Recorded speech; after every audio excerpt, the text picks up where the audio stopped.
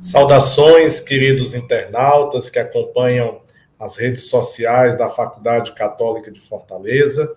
Eu sou o padre Antônio Ronaldo, coordenador do curso de Teologia da Faculdade Católica de Fortaleza, e hoje estou como mediador dessa Super Live FCF. Todo mês, a Super Live FCF trata de um tema de relevância, e hoje nós vamos tratar das aparições de Nossa Senhora em Simbres, em Pernambuco, que pertence à Diocese de Pesqueira. E comigo irão dialogar o padre Fábio Pereira, que pertence ao clero da Diocese de Pesqueira, e a irmã Maria Anunciação, que pertence ao Instituto das Religiosas da Instrução Cristã. Bem-vindos, Padre Fábio, irmã Anunciação. Vou pedir ao Padre Fábio que apresente-se na nossa Super Live, depois a irmã Anunciação. Fale um pouquinho de cada um. Bem-vindos. Obrigado a vocês por essa oportunidade de estarmos dialogando num tema importante e atual. Sou o Padre Fábio Pereira dos Santos, da Diocese de Pesqueira. Atualmente estou como vigário-geral e também pároco da Catedral, e acompanhando um pouco, em nome da Diocese, os estudos, tudo que se desenrola sobre as aparições de Nossa Senhora, as presumíveis aparições de Nossa Senhora das Graças aqui na nossa Diocese. Uma alegria, Padre, tê-lo aqui conosco na Super Live da FCF. Convidamos também a irmã Maria Anunciação para que possa também se apresentar, ela que pertence ao Instituto das Religiosas da Instrução Cristã. Bem-vinda, irmã, à nossa Super Live. Apresente-se, por favor, de onde a senhora é, e a sua presença aqui entre nós é muito importante. Muito obrigada. Boa tarde, o Padre Vanderlúcio e demais componentes dessa live. Eu sou a irmã Anunciação. Estou atualmente aqui em Sertânia, na Diocese de Pesqueira, e exerço assim, o serviço em algumas pastorais, sobretudo na formação de coroinhas, e acompanho alguns movimentos da paróquias. Boa tarde. Então, bem-vinda, irmã, é uma alegria tê-la aqui conosco também na nossa Super Live. Nós vamos, então, iniciar um diálogo. A primeira pergunta é dirigida, então, ao Padre Fábio Pereira, pertencente ao clero da Diocese de Pesqueira e, portanto, vigário-geral, pároco da Catedral. Localizada no município de Pesqueira, a Vila Real de Simbres é povoada desde o século XVII. Simbres é localizada no agreste pernambucano e ficou conhecida por ser uma das cidades com uma aparição de Nossa Senhora das Graças, tornando aquela aldeia um centro de romaria. Eu gostaria, padre, que o senhor nos apresentasse, em síntese, o fenômeno que aconteceu em Simbres na década de 30. Então, por favor, nos apresente como esse fenômeno se realizou em Simbres, Pernambuco, como ficou conhecido. Permita-me, antes de responder, falar um pouco aí no povoamento, No século XVII, chegam os portugueses e os oratorianos. Porém, na nossa Serra do Ororubá, já existiam os índios, chucurus e paratiós de épocas imemoriais. Então, esse período aí do século XVII, essa chegada, o aldeamento e quando chegam os padres oratorianos aqui na nossa região. Então, estou falando isso, que a povoação vem de muito antes na nossa serra. Então, dito isto, tentar aqui rapidamente colocar essa questão, Então, ali na Serra do Ororubá, quem vem a Pesqueira, que vem pela BR-232, como a gente costuma dizer, chega a ver logo a cidade de Pesqueira, que ela fica o sopé da Serra do Ororubá. Então, nessa serra, acima da serra, é onde tinha esse aldeamento do antigo Monte Alegre, depois Simples, onde tem os índios chucurus, onde existe uma devoção desde o início a Nossa Senhora das Montanhas, que eles chamam na língua local de Mãe Tamanhi. Então, a devoção a Nossa Senhora é muito grande. Dito isso, então, tem os aldeamentos, que naquele período as vilas normais, né? Dentre elas existia uma comunidade mais separada, na serra, do outro lado da serra, chamado Sítio Guarda. Ali se situava toda a região, a paróquia de Nossa Senhora das Montanhas, a mais antiga aqui do nosso interior, né, de 1692. E tem o padre Rafael, que era o pároco. Existe uma devoção muito grande lá a São Miguel, ainda hoje tem. A festa de Nossa Senhora das Montanhas, ela se realiza em julho, começa na véspera de São João e vai até 2 de julho. E também tem a festa de São Miguel, né? O povo tinha muita devoção. E ali uma família situada ali, de camponeses, do senhor Arthur Teixeira, de Dona Alta, né, tendo sua família prole grande. E tinha a garotinha, a Maria da Luz, que conheceu uma outra naqueles períodos de seca, numa situação muito difícil, e convidou para morar com ela, que é Maria da Conceição. Daí dá um encontro das duas meninas.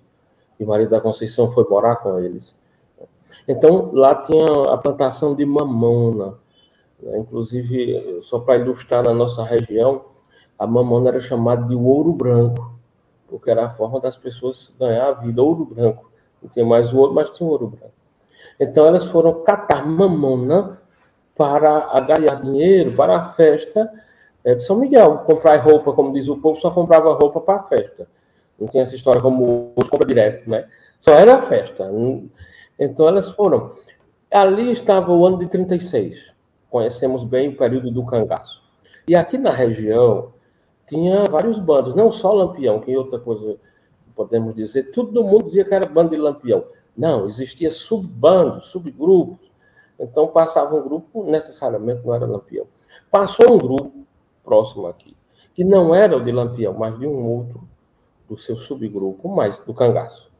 Enfim, fez aquelas coisas do cangaço, que a gente sabe, e espalhou a notícia, né, no boca a boca, de que Lampião e os grupos estavam na região. Então, o medo se espalhou, né? Então, as meninas estavam ali no dia 6 de agosto. Muito importante essa data para o catolicismo. 6 de agosto, um dia de quarta-feira de manhã. Então, elas estavam lá na serra. E é difícil lá hoje, imagine naquele tempo, a roça. E Maria da Luz diz que se o bando de Lampião chegasse, o que faria? Maria da Conceição diz: Nossa Senhora nos protegeria.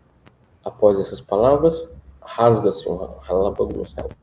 Ele olha para a serra, a pedra, e vê uma senhora chamando. Então ali acontece esse primeiro encontro das meninas com essa senhora, que é Nossa Senhora, e ali elas têm aquele diálogo e ficam nervosas e voltam para casa, né, muito agitadas, contam, vão se alimentar e o pai pergunta o que é, e aquela agonia, no final elas contam. Enfim, para resumir, então aí começa essa série de aparições das meninas subindo, vai primeiro sua família, depois os moradores, e a notícia se espalha na região que estava acontecendo uma aparição lá no Sítio Guarda, na Serra do Ororubá. Obrigado, padre. Que interessante conhecer um pouco essa história, porque para nós aqui no Ceará é uma realidade ainda bastante desconhecida. Então, agradeço por nos localizar historicamente e descrever esse fenômeno, do qual nós vamos continuar a falar agora. E como o senhor destacou, a Maria da Luz e Maria das Graças, desculpe, Maria da Conceição, né? E as duas crianças que têm, então, essa visão. E a Maria da Luz, ela depois tornar-se-á religiosa com o nome de Irmã Adélia, que pertence ao Instituto das Religiosas da Instrução Cristã. Por isso, agora eu queria convidar a irmã Maria Anunciação, que ela nos falasse um pouco sobre a irmã Adélia. Irmã Anunciação, quem foi a irmã Adélia? Quem é esta religiosa irmã Adélia, que quando criança chamava-se Maria da Luz e teve então o seu nome, né? Essa mudança de nome que também tem uma importância, um sentido bíblico bastante interessante. Então, quem foi? A irmã Adélia, irmã Anunciação. Bem-vinda e obrigado. Muito bem, muito grata. Irmã Adélia foi uma religiosa nossa, muito preciosa. E eu diria, não só preciosa depois por causa de aparições, mas porque ela provém de uma família profundamente piedosa, de uma mãe que educava, não só com palavras, mas educava na fé. Ela educava os filhos para o reino de Deus. Então, eu diria, para início, que Irmã Adélia foi uma pessoa especial, no sentido assim, de uma simplicidade familiar, de uma simplicidade pessoal, mas de uma pessoa que escreveu uma bela história de cristianismo. Então, se você perguntar, Irmã Adélia é uma pessoa preciosa? Muito, por isso, pela origem de piedade incutida pela família, pela mamãe, por tudo. A partir do nome, porque é original, muita gente não sabe, porque ela era irmã, Maria da Luz. Quando Dona Alta, mamãe, bem rapidinho, quando Dona Alta, mamãe dela, quando ela nasceu, a mamãe contava história para os filhos. E ela tinha lido um livrinho naquela revistinha do Mensageiro do Coração de Jesus, que havia uma senhora que tinha, no meio de guerras, de profunda confusão social, militar, e ela tinha gritado, Viva Cristo Rei! E aquilo fez tanto bem a Dona Alta, que ela foi procurar ver o nome da pessoa que escreveu, e se chamava Maria da Luz. E logo, logo ela levou a criança para ser batizada e colocou o nome de Maria da Luz. Então, Irmã Adélia é uma pessoa agraciada desde aí. Você perguntou quem foi Irmã Adélia. Entre nós, Irmã Adélia foi uma religiosa que se destacou em várias virtudes. Uma pessoa muito amiga, muito simples, mas ao mesmo tempo muito espiritual. Então, se você pergunta, Irmã Adélia, como a gente resumiria uma religiosa profundamente boa? Que belo a gente poder escutar esse testemunho, né? Sobre a vida de alguém que buscou com fidelidade seguir os passos de Jesus e por isso hoje a gente pode falar, né? Tanta gente que teve sua vida muitas vezes gasta sem sentido e sem necessidade, em tantas outras coisas sem valor e que são esquecidas, acabam sendo esquecidas. E quando a gente percebe uma pessoa boa, né, uma pessoa que seguiu com fidelidade o caminho de Jesus, é sempre uma vida que permanece, né? E aí, assim como a gente pode resumir a vida de Jesus dizendo ele passou fazendo bem, que bonito a gente poder dizer também de outras pessoas que passaram pelo mundo nos passos de Jesus fazendo bem. Irmã, eu gostaria ainda de saber sobre algumas curiosidades em relação aos sinais de Simbres. Gostaria que a senhora falasse sobre a fonte e a marca na pedra. O que foi que aconteceu? Sim. Em uma das aparições, quando as crianças falavam com Nossa Senhora, elas pediram como é que ia dizer às pessoas para acreditarem que aquilo era uma realidade. Era muito difícil, como é que elas iam provar? Duas crianças muito simples, como é que eles iam provar? Então, Nossa Senhora apontou, mostrou um recantozinho assim para baixo, e elas viram aquela água que jorrou. Naquilo elas perguntaram, mas essa água, para que serve?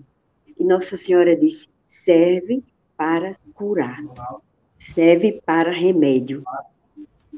Então, explicou para elas como devia fazer, como elas deveriam repassar para as pessoas.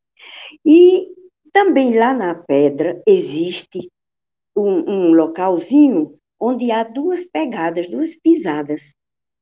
E quando elas olharam, Nossa Senhora respondeu para elas: essa maior é a minha, e esse pequenininho é de meu filho. Quer dizer, os dois tocaram a pedra, a terra de pesqueira. Para mim, eu não tenho dúvida, porque existe lá esse sinal, e Nossa Senhora nunca deixa de dizer o seu recadinho. Quer dizer, se a gente segue os passos de Jesus, a gente será feliz. Então, os passos de Maria mostrando os passos de Jesus em busca do reino. Isso existe lá, existe essa marca na pedra. Que coisa bonita, né? E agora eu queria chamar novamente o Padre Fábio para que ele nos falasse um pouquinho sobre o início da investigação, né, que foi feita por nomeação, né? Alguns padres foram nomeados, e aí padre escolhido para investigar o fenômeno chamava-se Padre José Kerlin, né? As moças, as meninas que viam Nossa Senhora não eram alfabetizadas, e o padre então teve a ideia de fazer perguntas para que as crianças repassassem a visão que elas estavam tendo, né? Em alemão e latim. E como foi que as meninas então responderam a essas perguntas? Como se deu esse início, esse processo de investigação, e como foi então esse processo e essa ideia que o padre teve e como foi recepcionado e respondido pelas crianças a ele? Padre Fábio. Olha, em primeiro lugar, eu queria dizer uma coisa. Quando fala no padre que fez, que é o Monsenhor José Kerlin, né, o padre Kerlin, pode passar na cabeça da gente a impressão de que o bispo nomeou logo para fazer essa investigação, e não foi assim. Eu costumo dizer que quem nomeou o Monsenhor Kerlin foi Nossa Senhora. E aí você vai entender por quê, que ele não foi o bispo, foi Nossa Senhora. Primeiro, ela que escolheu, e vocês vão entender isso. Primeiro, a gente não pode esquecer do pároco local de Simples, que era o padre Rafael. Então, o senhor Arthur, de forma muito honesta, ele procura o pároco de Simples para relatar a história, o padre Rafael. O que é de praxe, né? O pároco, ele viu aquilo, achou estranho e orienta que se procurasse o padre Marques em Pesqueira, o padre da catedral, para viabilizar um encontro com o bispo diocesano. E aí o senhor Arthur faz, ele vai à Pesqueira, procura todos os trâmites e chega ao Palácio Episcopal, né, para falar com o seu bispo. Neste dia era aniversário de posse do bispo. Ele estava recebendo pessoas importantes em sua residência. Então, o que é que ele faz? Ele manda o seu secretário, o padre Kerlin, ouvir esse povo aí. É como que ele disse, chegou gente aí, então, veja o que é. Foi assim. A princípio não foi essa nomeação. Então o padre Kerlin vai e conta a história.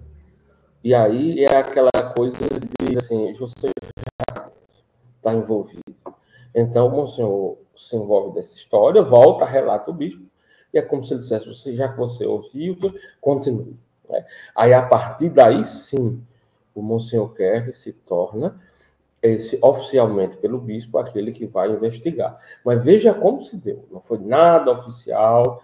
O senhor Arthur, com as que foram falar com o bispo, e aí se dá justamente isso. 15 de agosto, olha, outra data importante para nós. Não é? Então, acontece isso com o Monsenhor Kerlin. E aí é importante dizer que Nossa Senhora escolheu primeiro um sacerdote prudente, culto, um alemão, médico, falava, se não me engano, fluentemente 5 idiomas, um homem profundamente sério, que durante as investigações ele se correspondeu com teólogos a nível internacional. Aqui local ele tinha um acompanhante que eu costumo chamar de Frei, o Monsenhor José Kerlin, eu digo, ele é vamos dizer assim, o grande inquisidor, ele é aquele que cascavia tudo, é o que traz à tona, é o que lapida tudo. Agora, existia um outro, seu amigo também alemão, o Frei Stefan Rottiger, aqui do convento, na época vigário de Alagoinha, que eu chamo de o teólogo das aparições. Então, eles conversavam muito. Então, veja, foram homens profundamente, vamos dizer assim, de uma investigação séria. Não é? E aqui, como a gente sabe, né, as meninas praticamente analfabetas, e ele faz perguntas em alemão, faz perguntas em latim, e as meninas respondem em português coerentemente. Isso é o que chama a atenção. Né? Mas eu queria frisar uma das grandes preocupações do Monsenhor José Kerner é que se realmente ali havia uma aparição, ou era uma manifestação, vamos dizer, diabólica, demoníaca. Então ele investiga e afasta essa possibilidade. Até porque nas perguntas deles, se a gente olhar profundamente os manuscritos, tem fórmulas de pequenos exorcismos. Então, afastando isso, né, essa dimensão, ele vai profundamente à procura disso. Até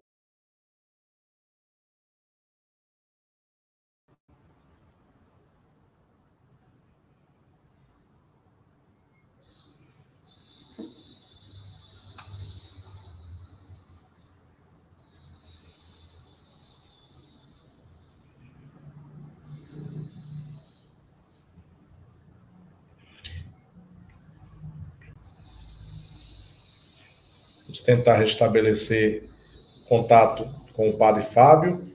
Queria chamar aqui novamente a irmã Anunciação. Irmã, a senhora conviveu com a irmã Adélia? Como foi? Houve alguma convivência pessoal? Sim. Eu pediria só para explicar uma coisinha antes, se você permite. O padre Fábio foi muito feliz quando disse que não foi o bispo quem escolheu o padre José Kerley, foi Nossa Senhora. Realmente, quando o padre José Kerley fez algumas perguntas, fez por escrito, mandou as meninas levarem para Nossa Senhora. E Nossa Senhora respondeu, etc. Depois, Nossa Senhora disse, eu quero falar com o padre. E as meninas ficaram em dúvida qual era o padre. Se era o padre Estevão, se era o padre... E Rafael ficou sem saber. Aí perguntou, mas qual o padre? E foi dizendo o nome, e Nossa Senhora dizia, não. Aí depois elas disseram, com quem? Aí Nossa Senhora disse, eu quero falar com o padre que fez essas perguntas. Então, quem realmente escolheu o padre José Kerley foi Nossa Senhora. Isso aí é a parte, né? Mas a convivência com a irmã Adélia, eu digo a você, foi uma das coisas mais suaves que eu já posso dizer que tive na vida. Convivi, não muitos anos, não, um pouco tempo, mas convivi. E depois nós mantivemos essa amizade durante o resto da nossa vida, até o falecimento dela. Então, nós tivemos, assim, um relacionamento Em que ano faleceu a irmã Adélia? Em 2013. Né? E ela manteve conosco, agora sim, naquele jeito dela, muito simples, ela não era uma pessoa, assim, exagerada nas amizades, não. Ela era uma pessoa discreta, muito boa, muito amiga, e conversava. Quando a gente perguntava alguma coisa, se a gente mostrava credibilidade, claro que ela abria mais o coração. Porque a preocupação dela era que a Mãe do Céu fosse acreditada. Não é? O que ela podia fazer, ela tentava fazer para isso, para mostrar a veracidade da Mãe do Céu. Então, a nossa amizade foi muito bonita. Eu tenho até, assim, uns pequenos poemas que eu escrevi, não sei se daria tempo, mas são pequenos, que mostram um pouco, assim, não sei se você estaria de acordo. São coisinhas curtas.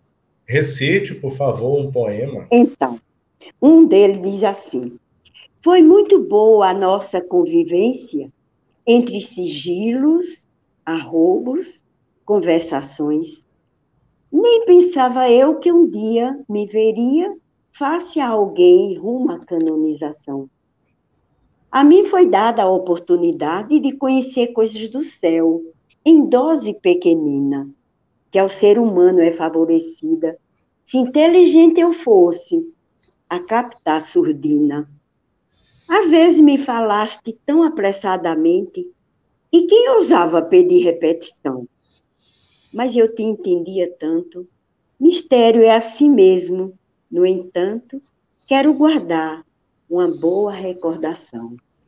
Isso era nas minhas horas de oração, em que eu louvava, agradecia a Deus, porque tinha convivido com ela. Uma pessoa tão simples, humilde, profundamente piedosa, obediente, amante da igreja em alto grau. Ela rezava imensamente pelos sacerdotes, pela juventude. Quer dizer, ela tinha uma meta de vida muito bonita. E transmitia para nós, aquelas pessoas que viviam um pouco aproximadas dela. Fazia com que a gente, ao rezar, nas horas particulares, a gente escrevesse coisas assim. E eu tenho outros pequenos também assim aqui, e uma questão de carinho com ela. A gente foi muito amiga, realmente, né, na nossa convivência. Que bonito. Daqui a pouco a gente vai solicitar novamente que a senhora recite um outro poema, né, que fale da sua convivência, então, com a irmã Adélia. Nós conseguimos restabelecer a conexão com o padre Fábio Pereira. Obrigado, padre, por ter voltado, que alegria. E a sua apresentação tem sido assim bastante instigante. Eu só queria pedir que a gente, só para que a gente possa se situar no tempo, né? Então, a aparição de Nossa Senhora, as duas crianças, aconteceu no dia 6 de agosto de 1936, é assim? Sim. E aí, o primeiro contato com o bispo se deu no dia 15 de agosto do mesmo ano?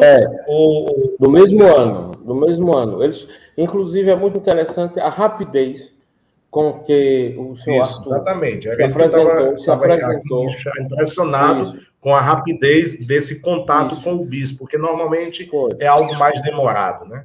Pode continuar, Padre. Obrigado por sua participação. Diante da proximidade, né, Simbres está no município de Pesqueira, então isso ajudou muito. Então o Padre Rafael direciona muito bem para isto. Então acontece esse encontro com o Monsenhor Kerley por conta do bispo em festa, e daí começa esse processo, vamos dizer assim, do acompanhamento sério e, assim, sem menosprezar outras investigações por aí, mas foi de uma forma fabulosa, eu diria, naquele momento em que você imagine as crianças semi-analfabetas, ou podemos dizer analfabetas, e perguntar em latim e alemão, né, e a resposta coincidirem com aquilo que estava sendo perguntado. E o interessante é que as meninas nunca diziam a resposta seca, elas diziam assim, ela está dizendo isso, ela está falando isso. Então, era muito característico essa coisa, dessa interlocução das meninas em conversa com tanto que o padre mandou escrito, como depois ele lá e também o Frei Estevão. E aí outra coisa é isso, essa investigação que ele fazia em contato com pessoas, teólogos, inclusive internacionais, eu não lembro agora o nome, esses dias eu estava meio adoentado, ficou difícil, mas ele teve contato, inclusive tem um dos teólogos, era biógrafo do Papa no Vaticano. Então ele entrou em contato com muita gente. O Frei Estevão Rotter, como disse, um outro grande teólogo. Então se assessorava disso e dos padres, né? Agora é importante dizer que ao mesmo tempo em que ele avançava nas investigações, ele, juntamente com o Frei Estevão, iam criando suas convicções. Também havia pessoas que achavam aquilo fanatismo, porque a gente sabe, na nossa região, né, as manifestações religiosas, muitas vezes o preconceito é grande. Né? Como é que Nossa Senhora vai aparecer aqui no sertão de Pesqueira, que houve justamente isso. Né? Então, também no clero, havia pessoas que também não acreditavam tanto. Né? Então, houve também sacerdotes que foram lá e não deram credibilidade a esse trabalho. Enfim, então aí se desenvolve esses pós e contras, também entra a dimensão política e social da cidade, que se incomoda também com isso, né? E aí tem o chamado grande silêncio, onde Dom Adalberto, desculpe, Sobral, ele silencia e para isso aí, né? Então, posteriormente se retornará aos estudos, etc, etc. Então, aí é onde há as proibições e acontece o grande silêncio. Mas é importante valorizar tudo o que se tem hoje, os avanços de hoje. Foi essa mina de ouro que ficou guardado. Então, foi esse o início, esse o processo, né, que se deu aí nesse período do ano de 36. Então, foi esse período aí do mês de agosto e, posteriormente, nos anos seguintes, vão se desenrolar e depois acontece o grande silêncio, que é um silêncio que não foi de movimentos, mas é importante deixar claro que o guarda nunca deixou de aparecer gente por lá. Mesmo no tempo do silêncio, sempre tinha uma chama acesa, pequenina, viva, que agora brota com muita força. A pergunta que eu iria fazendo agora, como é que essa devoção foi crescendo, né? Então, o senhor fala assim de um período de grande silêncio, mas, sem dúvida, essa devoção ela foi recebendo algumas, como o senhor também menciona, reações, algumas positivas, outras nem tanto, e, sobretudo, existe muito esse preconceito, como é que Nossa Senhora poderia aparecer no sertão de Pernambuco, como se as manifestações de Deus fossem em lugares espetaculares. Não, Deus sempre escolheu os lugares simples, os lugares pequenos. A própria escolha de Maria para ser a mãe de Jesus se dá numa cidade pequena ou numa pequena aldeia de Nazaré, quase inexistente no mapa da Galileia da época, né? Então veja que Deus sempre escolhe os lugares e as pessoas mais simples para manifestar o seu amor, a sua bondade e a sua misericórdia. Então eu queria que o senhor também nos falasse a respeito dessa devoção. Como foi crescendo a devoção, as peregrinações ao lugar, e como foi também a reação da igreja, né, durante esse período de crescimento das devoções, e inclusive se também havia algum tipo de reação por parte do Estado, do município, a esse respeito. Como sabemos, no início teve a reação policial, não é, justamente no local da água, né, como vocês falam, no local, a polícia veio e bagunçou tudo ali na época, né? Então houve tudo isso. Mas eu quero lembrar, e aí depois a irmã pode falar isso melhor do que eu, né? O crescimento, né, o revigoramento dessa devoção se dá justamente quando a irmã Adélia revela às irmãs, né, a sua congregação, essa dimensão das aparições, né? Quando ela vem na sua peregrinação com as irmãs, por ocasião da sua cura, então aí começa a reacender isso aí de volta. Então a figura da irmã Adélia vai tomando se agigantando de forma simples, como era o seu jeito, como é o guarda na simplicidade, né? Algo gigante, porém, de uma aparência muito simples, e é simples. Então, a partir daí, começa novamente. É como se. Eu lembro que eu fui lá em 91, ainda criança, a irmã dela estava lá, né, no dia que eu fui, com um sacerdote, meu primo, e fomos lá. Então, assim, a gente viu, e daí começou, né? Inclusive, muita gente pensava que Nossa Senhora estava aparecendo agora. Aí depois é que foram entendendo a história. Então, a partir daí, por ser um povo, inclusive da diocese, muito mariano, lembre-se que eu falava de Nossa Senhora das Montanhas, a devoção indígena forte. Então, uma diocese mariana, um povo mariano. Então, isso vai retomando, né, de uma forma muito crescente, né? Então, hoje, nós temos dimensões internacionais dessa devoção, né? Mas ela retoma, não sei se respondo a pergunta, quando a irmã Adélia, né, rompe esse silêncio, né, esse seu segredo, coloca, e aí a dimensão começa a se desenvolver. Eu marco esse período aí como esse ressurgimento, né?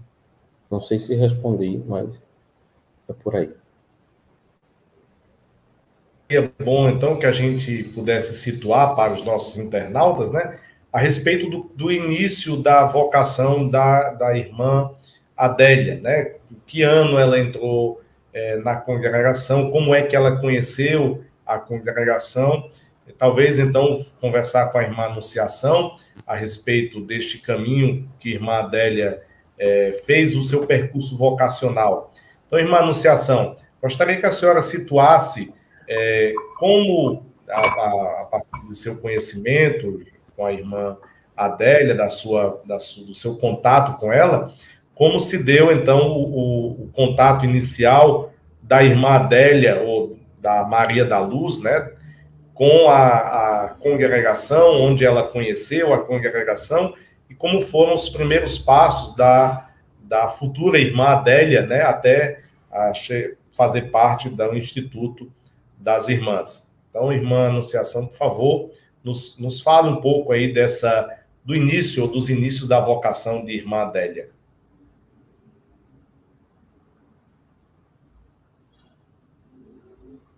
Falou no silêncio geral, não é? Da questão das aparições, etc. E para a irmã Adélia, foi logo cedo acontecida a revelação. Ela sentiu uma vontade muito grande de ser consagrada ao Senhor. Então, logo cedo, o padre José Kerle orientou, ainda muito jovenzinha. Ela passou um ano no Colégio Santa Sofia, em Garanhuns, para estudar. E desse estudo, como ela tinha muita dificuldade familiar, financeira, então ela não conseguiu permanecer muito tempo fora de casa, voltou. E com poucos anos, uns 2 anos depois, ela foi para o Recife. Pronto. Agora, dizer exatamente como se processou, para mim, é desconhecido. Porém, ela entrou, quando ela fez os votos perpétuos, eu estava nascendo. Então, a distância da gente é bem grande e é essa. Mas acontece que lá dentro, no convento, ela era muito assediada pela ideia, pelas notícias do guarda, o povo querendo falar com ela, que ela era vidente, e aquele problema todo que todo vidente passa. Então, ela se sentiu apelada para pedir um tempo de silêncio. E isso eu gostaria e faço questão de dizer, porque propagou-se que era a congregação que havia proibido de falar das aparições, porque era freira. Não aconteceu isso. Eu entro em defesa do nosso querido Instituto. Então, o que foi que aconteceu na realidade?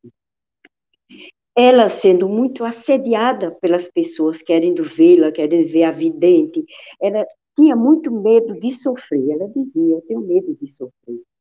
Então, ela foi ao padre José Kerle, que era padrinho dela, responsável também pelo encaminhamento vocacional, e ela pediu para ele a proibir de falar desse assunto de aparição, de visão, de guarda, etc. E ele disse, como é seu desejo, então, a partir de hoje, você fica proibida de falar deste assunto. Pronto.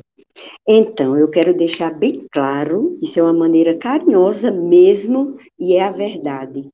Não foi a congregação quem a proibiu de falar. E ela passou 50 anos quase de silêncio sobre o assunto. Então, o que aconteceu? Ela foi acometida de um mal no pâncreas, câncer, e que quase a levava a óbito.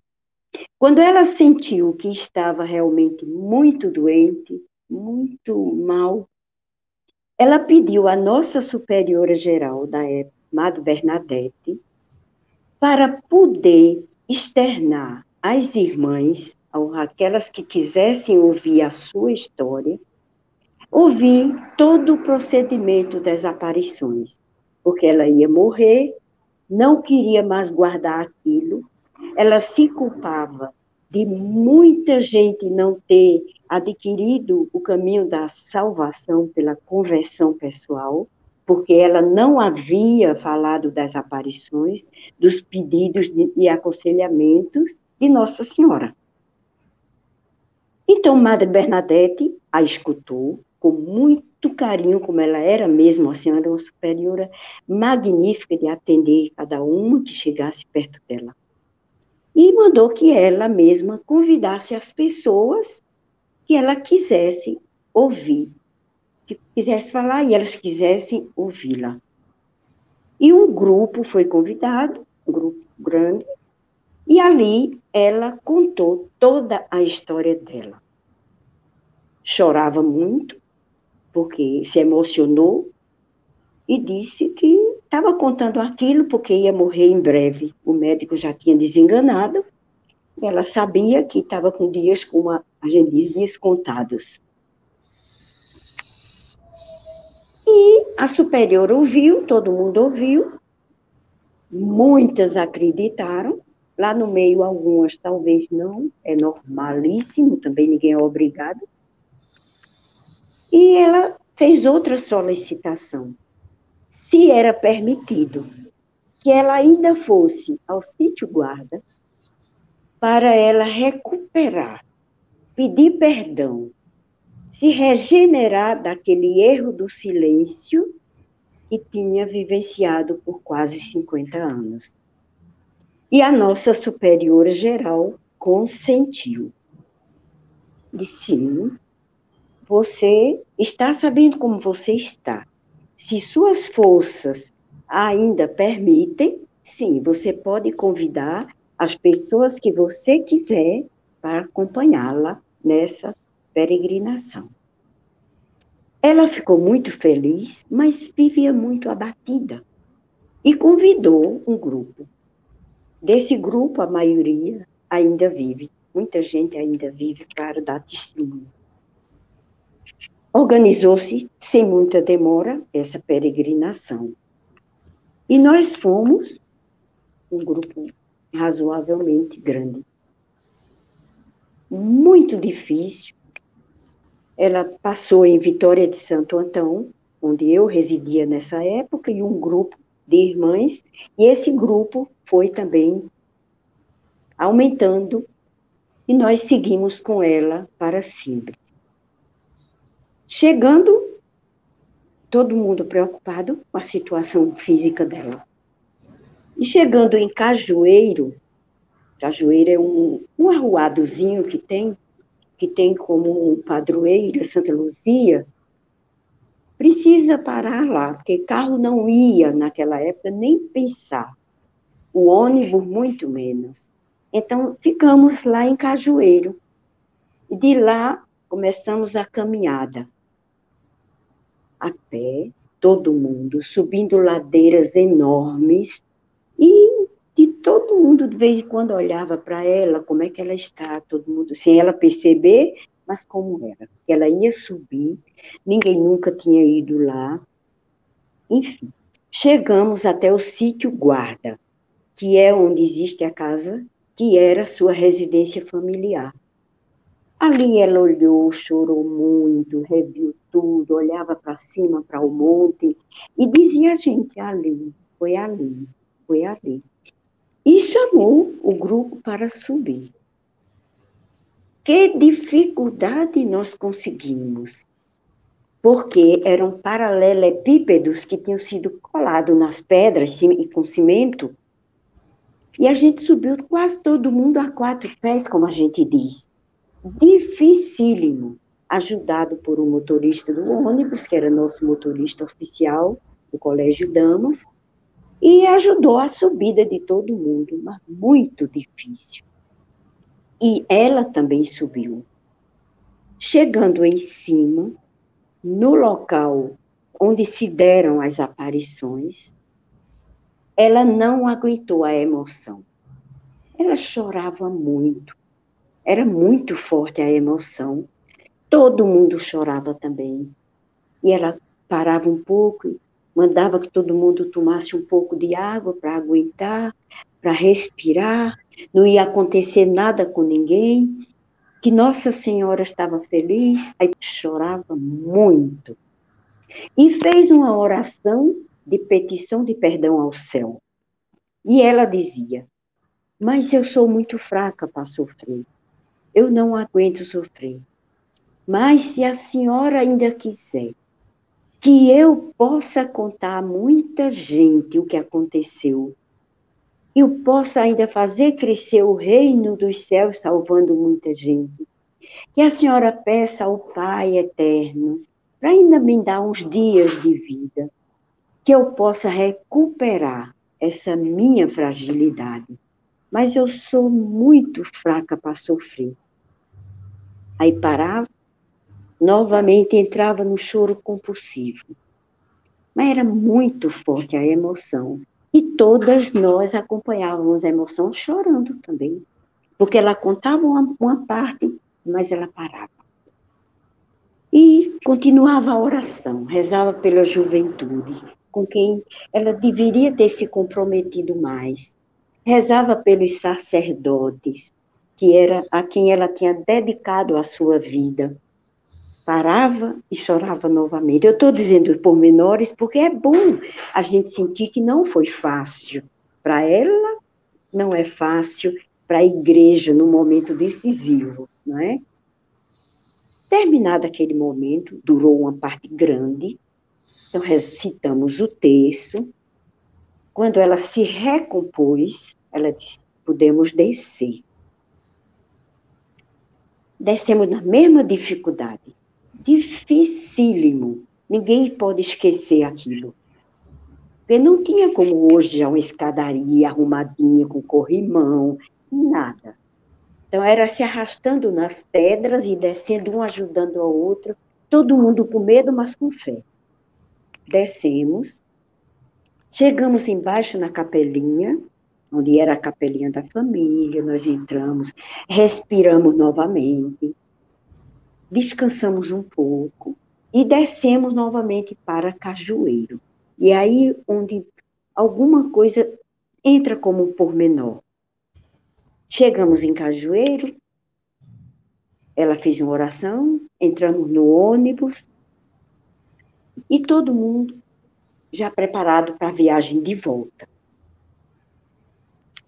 Particularmente, não sei se as outras ainda lembram, mas que ela me falou, me pediu que procurasse ver se aquelas irmãs que estavam ali na peregrinação, se estavam reclamando de alguma dificuldade, de uma piora nas suas dores.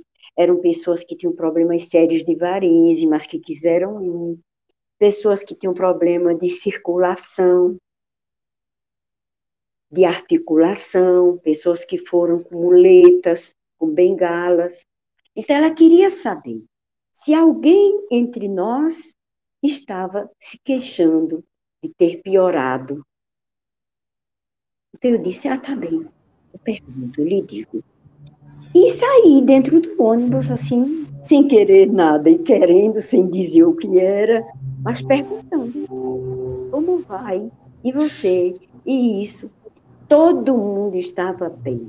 Então, eu voltei a ela, lá na primeira cadeira onde ela estava, e eu disse: irmã Adélia, olhe, ninguém está se queixando de dor.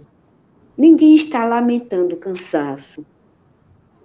Aí ela olhou para mim, bem firme, e soltou um sorriso, e disse: eu pedi à Mãe do Céu que, se ela estava contente com a minha reparação, que ela desse esse sinal. Então, fizemos o resto da viagem numa suavidade, uma tranquilidade. Umas queriam rezar, outras cantar, aquela coisa. Voltamos. Nós ficamos em Vitória de Santo Antão, elas seguiram para Recife. Um tempinho depois, pouco tempo, ela foi ao médico, e é aí onde está o sinal. ela foi ao médico, doutor Elvis, ele era oncologista, não me lembro bem de que hospital, não lembro, mas era o oncologista dela. E marcada estava a consulta. E ela foi a ir ao consultório dele. Quando chegou lá, ele via alguma diferença nela. Notou que tinha qualquer coisa extraordinário. Fez os exames, pediu novamente ultrassom, raio-x e ultrassom, e disse: o que foi que houve? E a irmã enfermeira que a acompanhou disse: não, certamente que contou que ela tinha feito essa viagem, mas assim, tinha pedido. Pronto. E, para surpresa, o doutor Elvis confirmou. Ele disse: não estou encontrando mais aqui o mal que existia. E, com o passar do tempo, declarou-a curada de um câncer abdominal que estava em fase terminal. Que belo testemunho, irmã. Uma coisa realmente impressionante, né? Eu gostaria só ainda de fazer mais uma pergunta, e eu vou pedir que a senhora prepare aí um dos poemas para a gente concluir a nossa live, porque o nosso tempo já está concluindo, né? E Sim. é importante esse teu testemunho, porque nos ajuda, inclusive, a querer pesquisar muito mais sobre a vida de irmã Adélia, né? E aí é impressionante esse testemunho que a senhora nos dá e que traz tanta alegria ao nosso coração.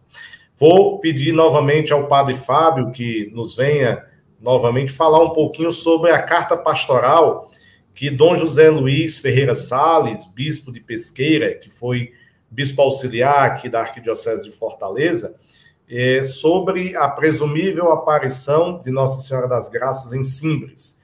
Então, essa carta, escrita 85 anos desde o início do fenômeno, ela está sendo aí acolhida, recepcionada pela Diocese. Inclusive, quem quiser acessar a carta, pode acessar o site da Diocese de Pesqueira e assim poderá ter acesso, ler a carta. Gostaria, Padre, que o senhor respondesse brevemente a duas questões. Como tem sido a acolhida da carta de Dom José Luiz Ferreira Salles e como é o dia a dia dos fiéis em peregrinação ao Santuário de Simbres? A carta pastoral, ela é, na verdade, a resposta em que se esperava desde 1936 sobre os fenômenos da lei, né? Onde o bispo, depois de um acurado estudo, de oração, de ouvir peritos e acompanhar a documentação tanto do tempo histórica como tudo que se escreveu, que se desenvolveu depois, ele apresenta ali como um lugar de grande espiritualidade, um lugar onde nós podemos ver sobrenaturalidade ali, onde há uma marca profunda de algo que foge da nossa dimensão puramente humana, né? Quem vai ao guarda sente o clima, tudo lá você vê que é diferente, tem algo de extraordinário ali. Então o bispo reconhece isso, e com essa carta dá início, né, de forma, vamos dizer assim, agora oficial, ao processo diocesano de reconhecimento dessa dimensão, para que em breve possa ser entregue ao Vaticano, e aí se desenvolve nas esferas normais para este caso, né? Durante esse período, né, cresceu ainda mais a devoção. Então as pessoas visitam o guarda, né, fazem suas orações. Diariamente tem gente lá, todo dia, né? Então o que a gente tem pedido é que existe a secretaria da paróquia de Nossa Senhora das Montanhas de Simbres, onde tem uma secretária, né, à disposição, e a gente pede sempre que as romarias que o pessoal organiza entrem em contato, para que possam ser bem recebidas, né, para que tenha um sacerdote para celebrar, para conversar com as pessoas lá, né.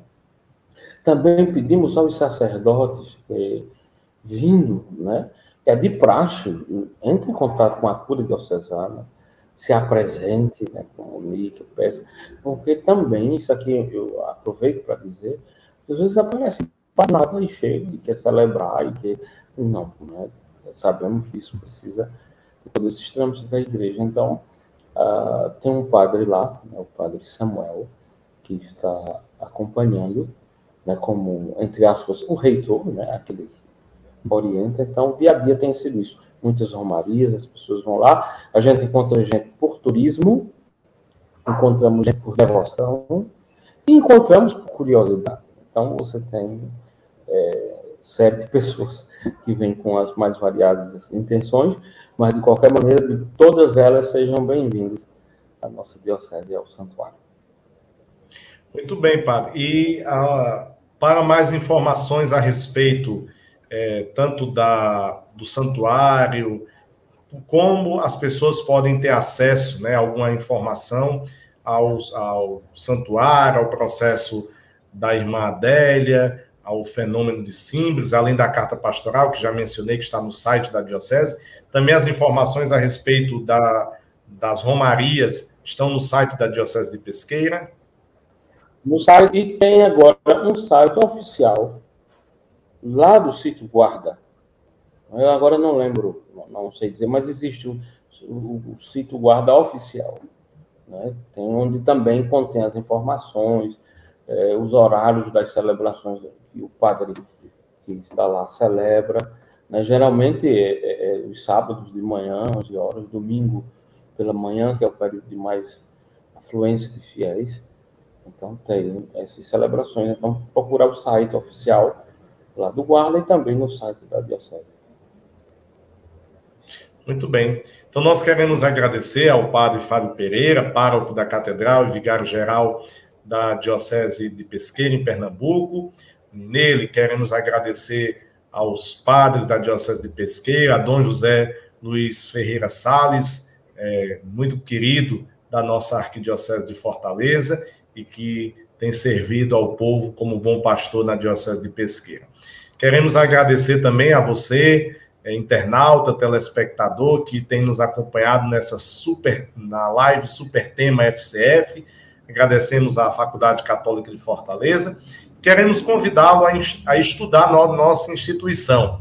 A Faculdade Católica de Fortaleza tem curso de filosofia, teologia, direito, administração, ciências contábeis e ciências da religião. Então, vem estudar conosco. Tem aparecendo aí no vídeo o site, os telefones, para que você possa obter mais informações a respeito da Faculdade Católica de Fortaleza. Venha estudar conosco, cresça com o diploma expedido pela Faculdade Católica de Fortaleza, estudo superior desde 1864.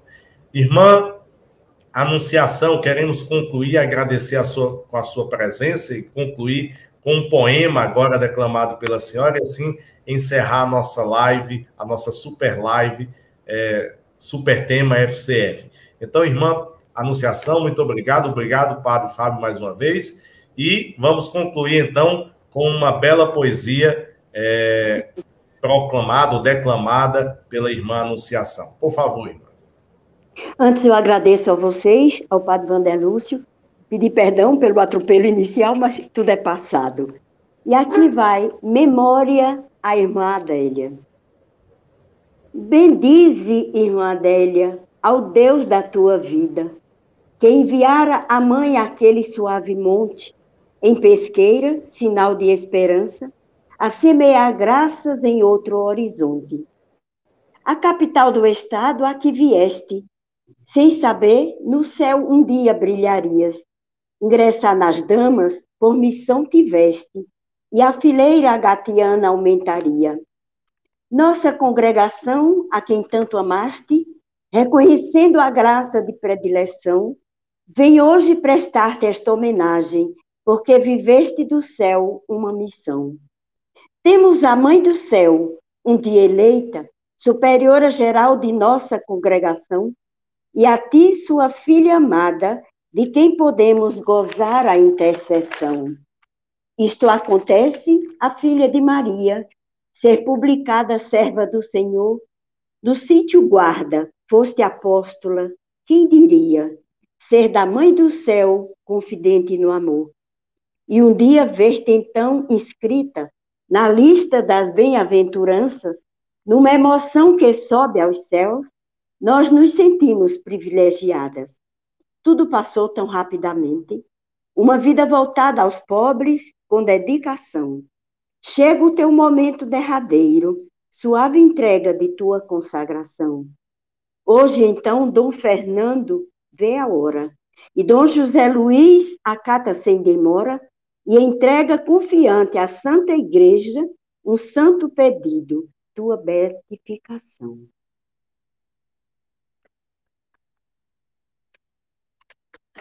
E irmã Adélia e a intercessão de Nossa Senhora nos acompanhem para que sejamos cada vez mais fiéis no caminho de Jesus. Então, agradecemos a todos e desejamos a todos saudações, saúde e paz em Cristo Jesus e convidamos você a ficar sempre acompanhando as nossas redes sociais para acompanhar mais a live Super Tema FCF. Vem estudar conosco também na Faculdade Católica de Fortaleza.